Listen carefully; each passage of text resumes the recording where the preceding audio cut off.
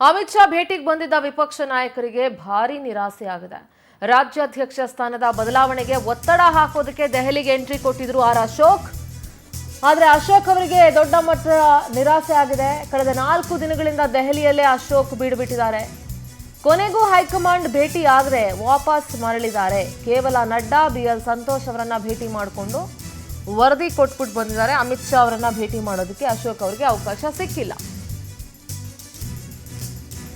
ಕಳೆದ 4 ದಿನಗಳಿಂದ ದೆಹಲಿಯಲ್ಲಿ ಅಶೋಕ್ ಬೀಡುಬಿಟ್ಟಿದ್ದಾರೆ.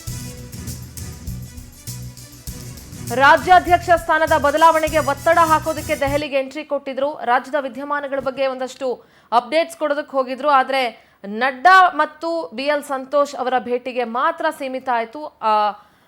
ಶಾ ಅವರನ್ನ ಭೇಟಿ ಮಾಡೋದಕ್ಕಾಗಲಿಲ್ಲ. ಇನ್ನು ಬಿಜೆಪಿ ರಾಜ್ಯಾಧ್ಯಕ್ಷರ ಬಗ್ಗೆ ಯಾವುದೇ ಚರ್ಚೆ ಆಗ್ತಾ ಇಲ್ಲ. ನಾನು ರಾಜ್ಯಾಧ್ಯಕ್ಷರ ರೇಸ್ನಲ್ಲಿ ಇಲ್ಲ ಅಂತ ಅಶೋಕ್ ಸ್ಪಷ್ಟಪಡಿಸಿದ್ದಾರೆ. ಬಿಜೆಪಿಯ ರಾಜ್ಯಾಧ್ಯಕ್ಷರ ಬಗ್ಗೆ ನಾನು ಯಾವುದೇ ಚರ್ಚೆ ಮಾಡಿಲ್ಲ. ನಾನು ರೇಸ್ನಲ್ಲಿ ಕೂಡ ಇಲ್ಲ. ನಾನು ಪ್ರತಿ 3 ತಿಂಗಳಿಗೊಂದ್ಸಲ ದೆಹಲಿಗೆ ಬರ್ತೀನಿ. ರಾಷ್ಟ್ರೀಯ ನಾಯಕರ ಜೊತೆ ಭೇಟಿ ಆಗ್ತೀನಿ. ನಮ್ಮ ರಾಷ್ಟ್ರೀಯ ನಾಯಕರು 3 ತಿಂಗಳಿಗೊಂದ್ಸಲ ಬಂದು ಹೋಗೋದಕ್ಕೆ ಹೇಳಿದ್ರು. ಹಾಗಾಗಿ ರಾಜ್ಯದ ಬೆಳವಣಿಗೆ ಬಗ್ಗೆ ಮಾಹಿತಿ ನೀಡೋದಕ್ಕೆ ಬಂದಿದ್ದೆ.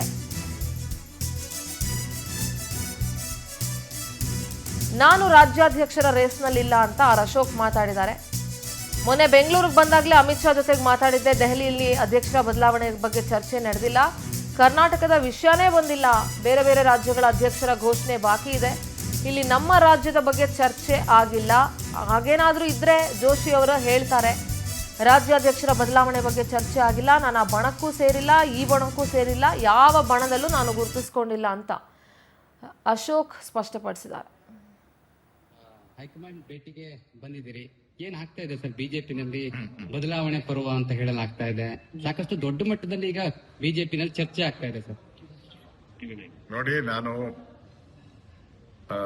ದೆಹಲಿಗೆ ದಿನನಿತ್ಯ ಬರೋನಲ್ಲ. ನನಗೆ ಪಾರ್ಟಿಯ ನಮ್ಮ ರಾಷ್ಟ್ರೀಯ ನಾಯಕರು ಹೇಳಿದ್ದಾರೆ, ಒಂದು 3 ತಿಂಗಳಿಗೆ ಬಂದು ಕರ್ನಾಟಕದಲ್ಲಿ ಏನು ಕಾಂಗ್ರೆಸ್ ಬೆಳವಣಿಗೆ ಇದರ ಎಲ್ಲ ಬಗ್ಗೆ ವಿವರಣೆ ಕೊಡಬೇಕು ಅಂತೇಳಿ ಅಮಿತ್ ಶಾ ಅವರು ಇರ್ಬೋದು, ನಡ್ಡಾ ಅವರು ಎಲ್ಲರೂ ಕೂಡ ಹೇಳಿದ್ದಾರೆ, 3 ತಿಂಗಳು ಸರಿ ಬಂದು ವಿವರಣೆ ಕೊಡಿ ಅಂತೇಳಿ. ಸೊ ಆ ದೃಷ್ಟಿಯಿಂದ ನಂದೊಂದು ಪರ್ಸನಲ್ ಕೆಲಸನೂ ಇತ್ತು ಧರ್ಮೇಂದ್ರ ಪ್ರಧಾನ್ ಅವ್ರ ಹತ್ರ, ಅದನ್ನು ಕೂಡ ಮಾತಾಡಿದ್ದೀನಿ. ಮತ್ತೆ ಕೇಂದ್ರದ ನಾಯಕರನ್ನು ಕೂಡ ಭೇಟಿ ಮಾಡಿ ಕರ್ನಾಟಕದ ರಾಜಕೀಯ ಪರಿಸ್ಥಿತಿ ಬಗ್ಗೆ 3 ತಿಂಗಳು ಒಂದ್ಸರಿ, ಕಳೆದ ಬಾರಿನೂ ನಾನು 3 ತಿಂಗಳಿಂದ ಬಂದಿದ್ದೆ. ಆಗ ಅಮಿತ್ ಶಾ ಅವ್ರನ್ನ, ನಡ್ಡಾ ಅವ್ರನ್ನೆಲ್ಲ ಭೇಟಿ ಮಾಡಿ ಹೋಗಿದ್ದೆ. ಈಗೂ ಕೂಡ ನಾನು ರಾಜನಾಥ್ ಸಿಂಗ್ ಅವ್ರನ್ನ ಭೇಟಿ ಮಾಡಿದ್ದೀನಿ. ಅದೇ ರೀತಿ ಧರ್ಮೇಂದ್ರ ಪ್ರಧಾನ್ ಅವ್ರನ್ನ, ನಮ್ಮ ಹಿಂದೆ ಇನ್ಚಾರ್ಜ್ ಆಗಿದ್ದ ಅರುಣ್ ಸಿಂಗ್ ಅವ್ರನ್ನ ಭೇಟಿ ಮಾಡಿದ್ದೀನಿ.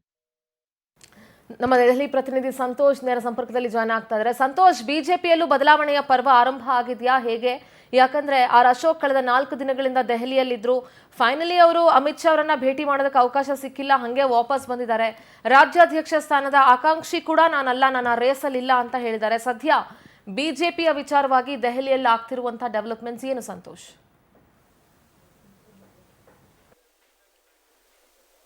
ಖಂಡಿತ ಸಿಂಧೂರ, ಮುಖ್ಯವಾಗಿ ಕಾಂಗ್ರೆಸ್ನಲ್ಲಿ ಆಗ್ತಿರುವಂತಹ ಪವರ್ ಸೆಂಟರ್ಗಳು ಹೇಗೆ 2-3 ಪವರ್ ಸೆಂಟರ್ಗಳಿದೆಯೋ ಅದೇ ರೀತಿಯಾಗಿ ಅಧಿಕಾರದಲ್ಲಿ ಇಲ್ಲದಿದ್ರೂ ಕೂಡ ಬಿಜೆಪಿಯಲ್ಲೂ ಕೂಡ 3 ರಿಂದ 4 ಬಣಗಳು ಈಗಾಗಲೇ ಹುಟ್ಟುಕೊಂಡಿರುವಂತದನ್ನ ಇಲ್ಲಿ ಗಮನಿಸಬೇಕಾಗುತ್ತೆ. ಸಹಜವಾಗಿ ಕಳೆದ 2 ವರ್ಷಗಳಿಂದ ಇತ್ತೀಚೆಗೆ ನಡೆಯುತ್ತಿರುವಂತಹ ರಾಜ್ಯ ಬಿಜೆಪಿಯ ಈ ಒಂದು ಆಂತರಿಕ ಬಣಗಳೇನಿದೆ, ಜೊತೆಗೆ ಆಂತರಿಕ ಸಮಸ್ಯೆ ಗೊಂದಲಗಳೇನಿದೆ, ಇದೆಲ್ಲವೂ ಕೂಡ ಇದೀಗ ದೆಹಲಿಗೆ ಶಿಫ್ಟ್ ಆದಂತೆ ಕಾಣ್ತಾ ಇದೆ. ಆ ಕಾರಣದಿಂದಾಗಿ ಇತ್ತೀಚೆಗೆ ಕರ್ನಾಟಕಕ್ಕೆ ಬಂದಿದ್ದಂತ ಅಮಿತ್ ಶಾ ಅವರು ಕೆಲವೊಂದಿಷ್ಟು ಖಡಕ್ ವಾರ್ನಿಂಗ್ ಗಳನ್ನ ಅಲ್ಲಿರುವಂತಹ ರಾಜ್ಯದ ನಾಯಕರುಗಳಿಗೆ ಕೊಟ್ಟಿದ್ರು. ಅಂದ್ರೆ ಯಾವೆಲ್ಲ ಪ್ರಮುಖ ಹಿರಿಯ ನಾಯಕರುಗಳಿದ್ರು ಅವರೆಲ್ಲರಿಗೂ ಕೂಡ ನೇರವಾದಂತಹ ಒಂದು ಸೂಚನೆಯನ್ನು ಕೊಟ್ಟಿದ್ರು.